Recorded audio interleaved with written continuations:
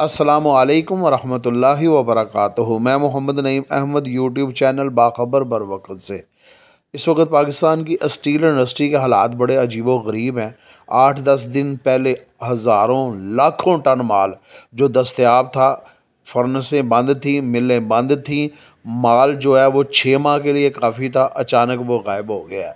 Islamabad supreme 2,52,000 और 2,43,000 रुपया, Batala platinum 2,64,000 और 2,44,000 रुपया, ATM 2,42,000 और 2,43,000 रुपया, इस्लामाबाद प्रीमियम 2,50,000 और 2,40,000 रुपया, राजपूत स्टील 2,58,000 और 2,57,000 रुपया।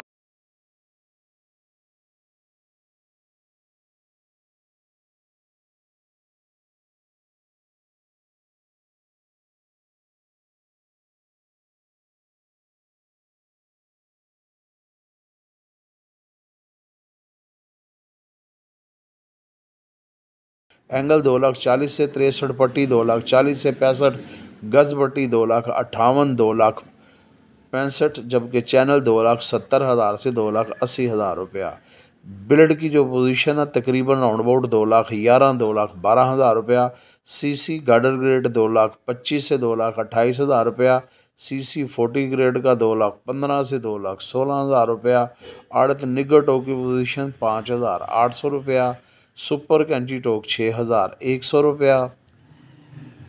आड़त प्योर कैंची टोक 5,900 रुपया।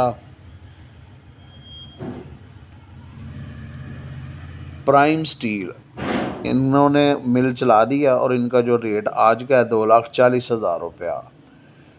शुरू में जो मैंने बात की थी पाकिस्तान की स्टील इंडस्ट्री के हालात जो है ना वो बड़े अजीबो गरीब हो गए हुए हैं। चंद दिन पहले खबरें आ रही थी कि जी ईरानी माल बहुत ज़्यादा आ गया है। कराची में तकरीबन हज़ारों लाखों टन माल पड़ा हुआ है, तैयार माल है, बिक नहीं रहा। 95% जो मिले हैं वो बंद हैं, और उसके अलावा पेमेंट की शॉर्टेज है, और नए जहाज़ आ गए हैं, और इस वक्त लाहौर और कराची में हज़ारों लाखों टन माल पहुंच गया है। तो समझ नहीं लगी यार, ये 8 दिन में 9 दिन में ये हज़ारों लाखों टन माल गायब कहाँ हो गया है। इंडस्ट्री भी बंद है, गाहक भी कोई नहीं है, हुकूमती लेवल पे कोई कारोबार भी नहीं हो रहा। तो बस ये मैं यार आप लोगों से ये कहता हूँ कि इस वक्त ये सब ड्रामेबाजी हो रही है। चंद लोग अपने ज़ाती मफादात की खातर, अपनी ख्वाहिशात की खातर वो बात करते हैं जिससे चंद लोगों को फ़ायदा होता है। मार्केट चल रही थी, अचानक मार्केट 10-12 हज़ार रुपये डाउन कर दी। अब पिछले 2-3 दिन से 4-5 हज़ार रुपये दोबारा अप करना शुरू कर दिया है। तो अगर मैं फर्नेस वालों के अदारों के हक़ में बात करता हूँ ना, तो मैं ये भी अब दुकानदारों को कहता हूँ कि जो लोगों ने कल तक कह रहे थे कि हमने महंगे माल ले लिए हैं, हमारे पास 300 टन माल पड़ा हुआ है, 500 टन माल पड़ा हुआ है, 200 टन स्टॉक पड़ा हुआ है, तो चलो यार सब्र कर लो। मार्केट तो अब बढ़ रही है ना, तो जैसे जैसे मार्केट अप हो रही है, इस अप होने की आड़ में आप लोग अपने माल सेल कर लो और आइंदा एहतियात कर लेना, ठीक है। या अगर आप ये समझते हैं कि आपके साथ ज़्यादती हुई है, रेट अचानक ऊपर से नीचे गिरा दिया गया है और दुकानदारों के साथ मजाक किया जा रहा है और दुकानदारों को ब्लैकमेल किया जा रहा है, तो सब्र कर लें। कोई ज़बरदस्ती तो नहीं ना कर रहा, आपको ज़बरदस्ती माल तो नहीं ना दे रहा। आप खुद आप अंदर से जज्बाती हो रहे हैं, पता नहीं क्या हो जाएगा, पता नहीं मार्केट कहाँ चले जाएगी। तो मैं तो शुरू में भी कह रहा था कि मार्केट ने अप होना है। मैं मुल्की हालात को देखता था, बिजली के बिलों को देखता था, उसके बाद पेट्रोल की कीमतों को देखता था, गैस की कीमतों को देखता था। तो इसलिए मैं कह रहा था, लेकिन 6-7-8 दिन के लिए मार्केट डाउन की गई, ज़बरदस्ती ये काम हुआ, चंद लोग आलाकार बने, ठीक है, इस्तेमाल हुए, लोगों को इस्तेमाल किया गया, जानबूझ के ख़बरें फैलाई गई, मुख्तलिफ़ व्हाट्सएप ग्रुप में पैगाम भेजे गए।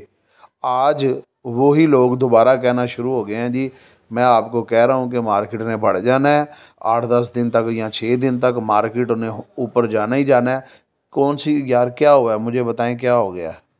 ये हालात पहले भी थे, ये हालात अब भी हैं, ड्रामे किए जा रहे हैं, ठीक है। अब स्क्रैप वालों ने स्क्रैप रोकी हुई है ना, माल नहीं ना भेज रहे, तो लोगों के अंदर तलब होनी शुरू हो गई है कि जी स्क्रैप दें। मैं तो कहता हूँ कि स्क्रैप वालों की भी सबको चाहिए, जिसका नुकसान है, जिसका महंगा माल है, माल रोक लें तो इंशाल्लाह ताला सब कुछ बेहतर हो जाएगा। पहले आप लोग मुझे समझते थे कि शायद मीर साहब के कोई मफादात हैं, मीर साहब की कोई ख्वाहिशात है, मीर साहब के पास कोई स्टॉक माल पड़ा हुआ है, शायद मीर साहब की मिल है। तो कल तो एक ग्रुप में आपको तस्दीक भी हो गई कि ना मेरी कोई मिल है, ना मेरी कोई फर्नेस है, ना मेरा कोई गोदाम है, फ़ीस मैं लेता हूँ, मशवरे मैं देता हूँ और आप लोग मुझसे मशवरे लेते हैं, फ़ीस दे के मशवरे देते हैं। तो ये तो तस्दीक हो गई ना कि मेरा ना गोदाम है, ना मिल है, ना मुझे क्या लालच है, मुझे कोई गर्ज़ नहीं है, मेरी कोई ख्वाहिश नहीं है। ठीक है ना, मैं अपने ज़ाती मफादात के लिए कभी मार्केट को ऊपर लेके जाता हूँ, ना मैं अपने ज़ाती मफादात की खातिर मार्केट को नीचे लेके आता हूँ। मुझे कोई गर्ज़ नहीं है। ये जिनके गोदाम हैं, जिनकी मिलें हैं, जिनके वो क्या कहते हैं फर्नेसें हैं, या जिनके कोई ख्वाहिशात हैं, या जो किसी का आलाकार बने हुए हैं ना, वो इस तरह का प्रोपोगंडा कर सकते हैं। मुझे बहुत लोगों ने फरमाइशी प्रोग्राम का कहा है, लेकिन मैंने अल्हम्दुलिल्लाह आज तक फरमाइशी प्रोग्राम नहीं किया। मुझे महाना तकरीबन 35,000 रुपया इश्तिहार का मिलता था।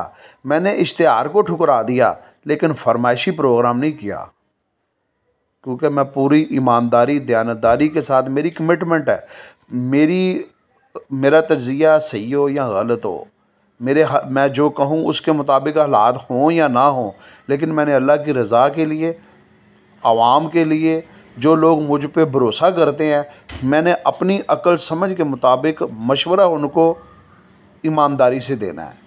अगर मुझे कोई कहे कि मीर साहब को ख़रीद लेंगे, मीर साहब को कह देंगे कि जनाब हमारे कहने पे चलें और कोई बात नहीं 35, 40, 50 हज़ार रुपया महीना लेते जाएं, तो मैं लानत भेजता हूँ ऐसी आमदन को। ठीक है, मेरा काम, जो मैं कहूँ वो पूरा हो या ना हो, मेरा तज्ज़िया गलत हो जाए ये मुझे कबूल है, लेकिन फरमाइशी प्रोग्राम कभी नहीं करूँगा।